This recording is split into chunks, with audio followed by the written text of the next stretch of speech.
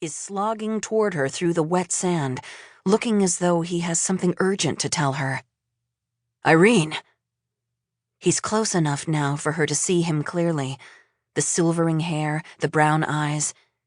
He has a suntan. He's had a constant tan since he started working for Todd Croft at Ascension 13 years ago.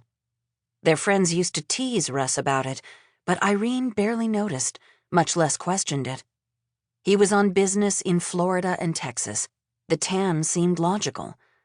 She had chalked it up to lunch meetings at outdoor restaurants, endless rounds of golf. How many times had Russ told her he would be unreachable because he'd be playing golf with clients? Now, of course, Irene knows better. Irene, he says. His voice frightens her. She digs her heels into the sand. Russ's white tuxedo shirt is so soaked that she can see the flesh tone of his skin beneath. His khaki pants are split up one leg. He looks like he's survived a shipwreck. No, Irene thinks, not a shipwreck. A plane crash. A helicopter crash, that's it. Russ? She says. He's getting pummeled by rain, and Irene flashes back 20 years to a Little League game of Baker's that was suspended due to a violent Midwestern thunderstorm.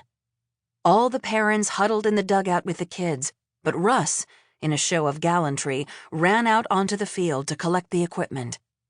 Another father, Steve Sonnet, Irene had always rather disliked Steve Sonnet, said, "Reckless of him, picking up those metal bats. He's going to get himself killed." There was another time she remembers Russ soaking wet, a wedding in Atlanta. The Dunn's daughter Maisie was marrying an executive at Delta Airlines. This was 5 or 6 years ago, back when Irene and Russ found themselves attending more weddings than they had even when they were young. The reception was held at Rhodes Hall, and when she and Russ emerged from the strobe-lit dance floor and martini bar, it was to a downpour. Again, Russ insisted on playing the hero by tenting his tuxedo jacket over his head and dashing across the parking lot to their rental car. When he'd pulled up to the entrance a few moments later, his shirt had been soaked through, just like this one is now. "The storm," Russ says, "is coming." Well, yes, Irene thinks. That much is obvious. It's a proper deluge now, and the darkest clouds are still moving toward them. "I thought you were dead," she says. "They told me—" She stops. She's speaking, but she can't hear herself. It's frustrating. "They told me you were dead." "It will be a bad storm," Russ says. "Destructive." "Where should we go?" Irene asks. She turns to face the trees. Where do the chickens hide from the rain, she wonders? Because she would like to hide there too. At 8 o'clock on the dot, Irene wakes Cash. He has started calling her Mother Alarm Clock. "I had another dream," she says.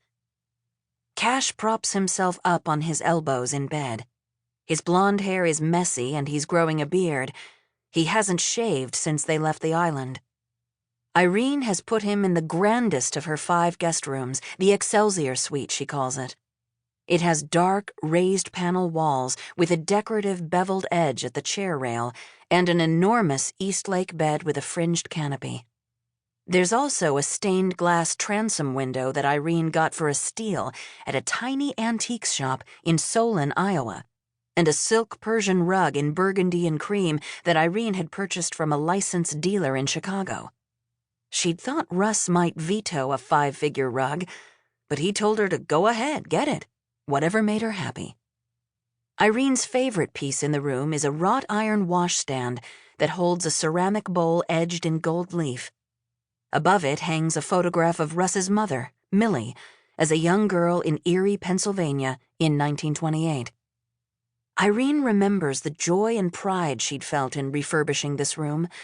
Every room in the house, really. But at this instant, she can't understand why. The Victorian style seemed so heavy, so overdone, so tragic.